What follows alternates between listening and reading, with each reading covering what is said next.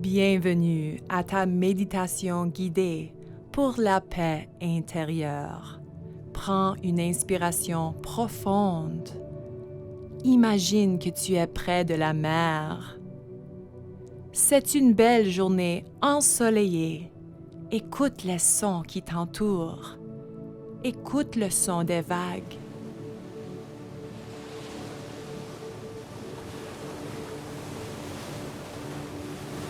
Et expire.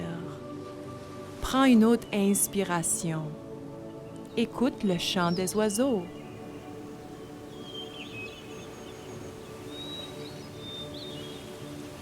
Et expire. Inspire de nouveau. Écoute le son des baleines.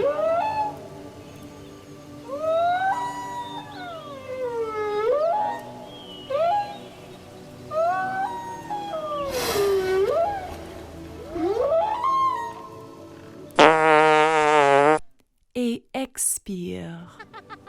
Remarque tous les sons qui t'entourent. Écoute la beauté de ces sons. Permets-les d'être parfaits comme ils sont.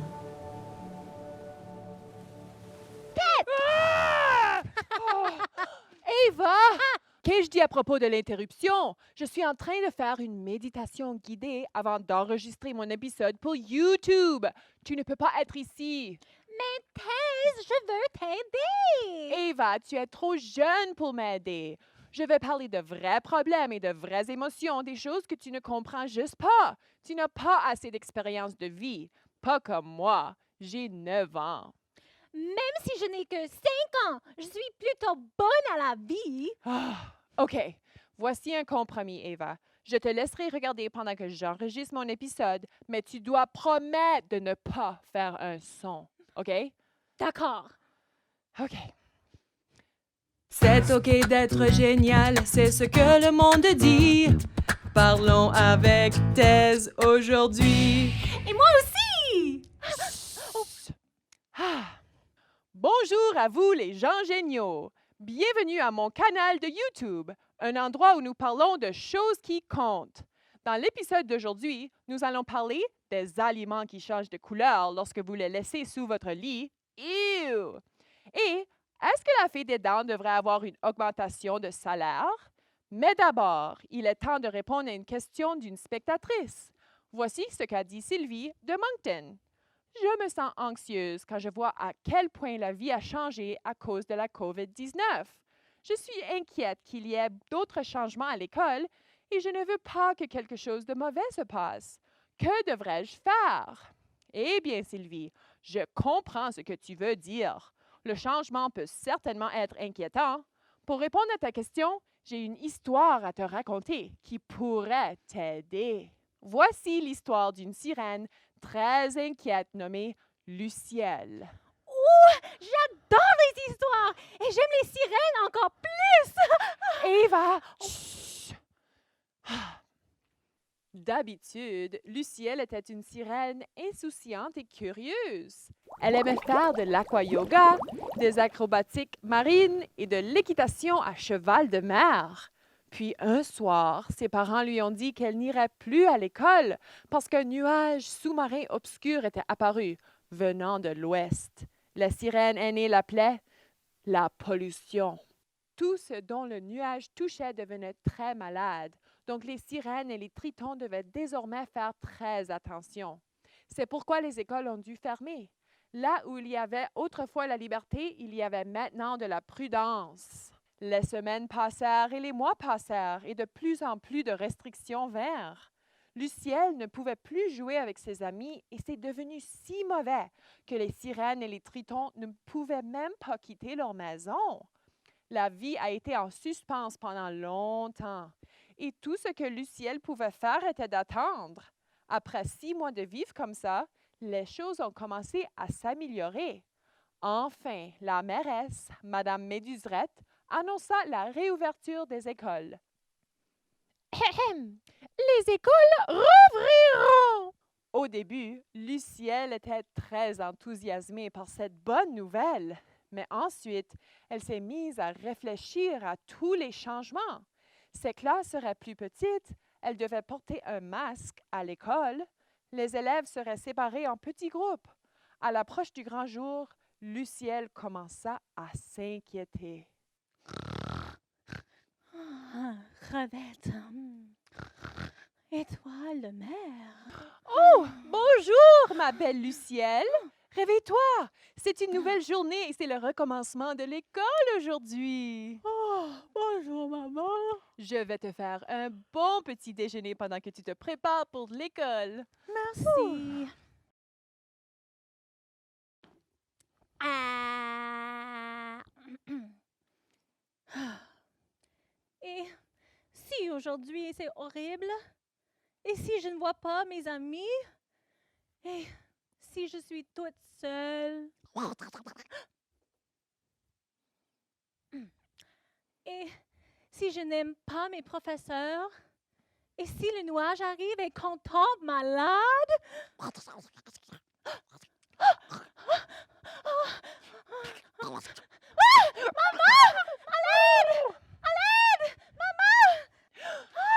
Oui, Luciel, qu'est-ce qui se passe? Il y a un poisson dans ma chambre!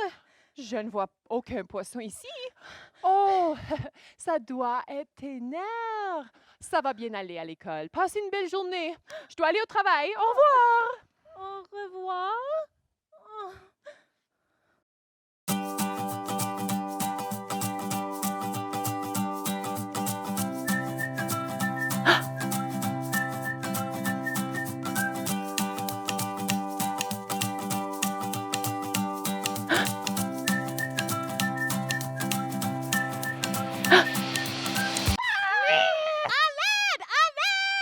Est-ce que quelqu'un peut m'aider? Il se passe quelque chose de louche!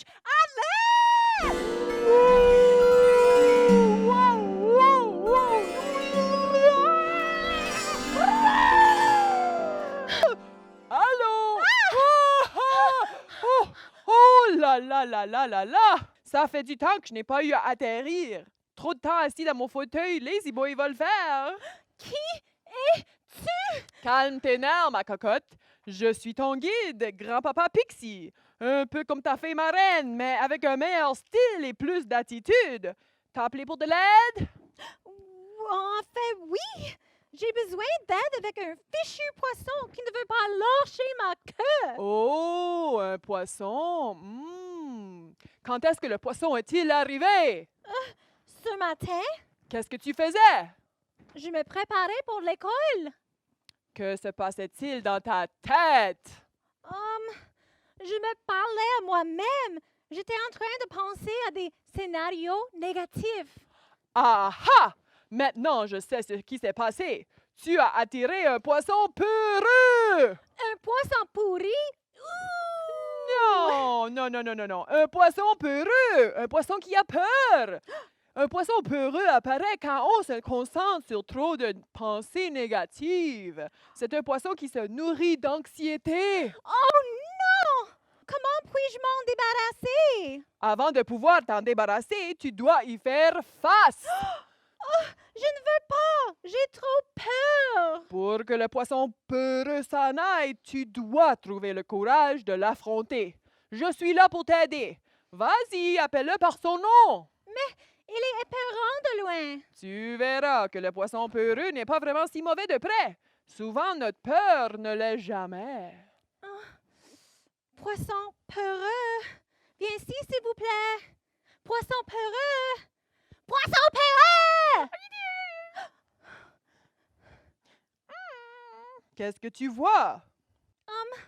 Je vois un tout petit poisson qui semble nerveux. Il tremble. C'est exact. Il représente ta peur. Il n'est pas mauvais ou méchant. Il a peur. Après tout, la peur est simplement effrayée. Oh! C'est OK, petit poisson. Tu es en sécurité avec moi. De quoi as-tu besoin pour te sentir mieux? Un câlin, s'il vous plaît.